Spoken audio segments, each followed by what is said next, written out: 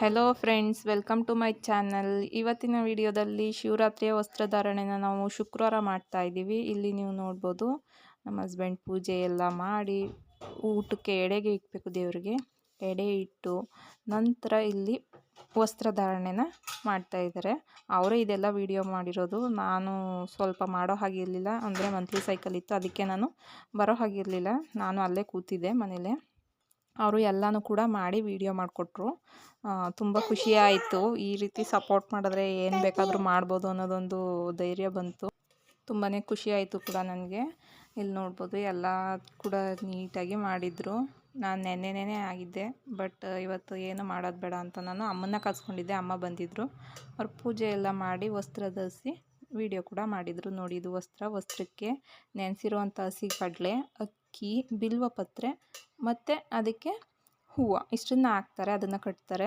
ಅವರು ಇಲ್ಲಿ ಧರಿಸ್ಲಿಲ್ಲ, ಊರಲ್ಲಿ ಹೋಗಿ ಧರಿಸ್ಬೇಕಿತ್ತು. ಯಾಕೆಂದರೆ ಫಸ್ಟು ಅವರು ಧರಿಸಿದ್ರೆ ದೇವ್ರಿಗೆ ಕಟ್ಟೋ ಹಾಗಿಲ್ಲ. ಅದಕ್ಕೆ ಅವ್ರು ಫಸ್ಟ್ ಏನು ಮಾಡಿದ್ರು ಅಂದರೆ, ಇಲ್ಲಿ ಪಾಪಗೂ ಕೂಡ, ಅವನು ಕೂಡ ಗುಡ್ಡಪ್ಪ ಮಾಡ್ತೀವಿ ಅಂತ ದೇವ್ರಿಗೆ ನಾವು ಹರಕೆ ಮಾಡ್ಕೊಂಡಿದ್ದೀವಿ. ಅದಕ್ಕೋಸ್ಕರ ಅವನಿಗೂ ಕೂಡ ಒಂದೊಂದನ್ನೇ ಕಟ್ತಾರೆ ವರ್ಷ.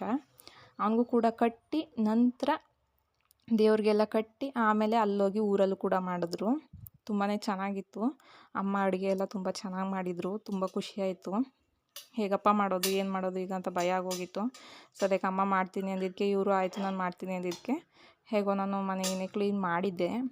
ಆಮೇಲೆ ಇನ್ನು ಮಿಕ್ಕಿದ್ದೆಲ್ಲ ನಮ್ಮಮ್ಮ ಒಂದೊಂದು ಸಲ ಎಲ್ಲನೂ ಕ್ಲೀನ್ ಮಾಡಿಕೊಂಡು ಮಾಡ್ತು ಸಿಂಪಲ್ಲಾಗಿ. ಇಲ್ಲಿ ನೋಡ್ತಿರ್ಬೋದು, ಅವನಿಗೆ ವಸ್ತ್ರ ಕಟ್ತಾ ಇದೆ. ಅವನೇನೋ ಅಂತ ತುಂಬ ಕ್ಯೂರಿಯಸ್ಸಾಗಿ ನೋಡ್ತಿದ್ದ ನಮ್ಮ ಪಾಪು ಮರಿ. ಈ ವಿಡಿಯೋದಲ್ಲಿ ಫುಲ್ ನೋಡ್ಬೋದು ನೀವು ಹೇಗೆ ವಸ್ತ್ರ ಕಟ್ಟೋದು, ಹೇಗೆ ಮಾಡೋದು ಅಂತ. ಇಲ್ಲೆಲ್ಲ ವಸ್ತ್ರ ಧರಿಸಿ ಆದಮೇಲೆ ಬೆತ್ತಕ್ಕೂ ಕೂಡ ಕಟ್ಟಬೇಕು, ಜೋಳಿಗೆ ಕಟ್ಟಬೇಕು. ಅವೆರಡಕ್ಕೂ ಕಟ್ಟಿ ನಂತರ ಅವನ ಕೈಲಿ ಕೊಡ್ತಾಯಿದ್ದಾರೆ. ಅವನಿಗೆ ಸ್ವಲ್ಪ ದೃಷ್ಟಿ ಎಲ್ಲ ಆಗೋದು ಜಾಸ್ತಿ, ಅದಕ್ಕೇ ದೃಷ್ಟಿ ಎಲ್ಲ ತೆಗೆದು ಎಲ್ಲನೂ ಮಾಡ್ತಾರೆ. ಅವರೇ ಮಾಡ್ತಾರೆ ಆವಾಗವಾಗ, ಅಂದರೆ ಜಾಸ್ತಿ ಮಾಡಲ್ಲ.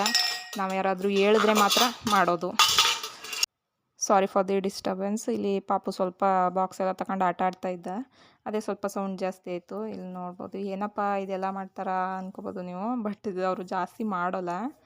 ನಾವು ಯಾವಾಗಲಾದ್ರು ಮಾಡಿ ಅವನಿಗೆ ಸ್ವಲ್ಪ ಹುಷಾರು ತಪ್ಪೋದು ಜಾಸ್ತಿ, ಅವ್ನಿಗೆ ದೃಷ್ಟಿ ಆಗುತ್ತೆ ಅಂತ ಹೇಳಿದಾಗ ಎಲ್ಲನೂ ಮಾಡ್ತಾರೆ.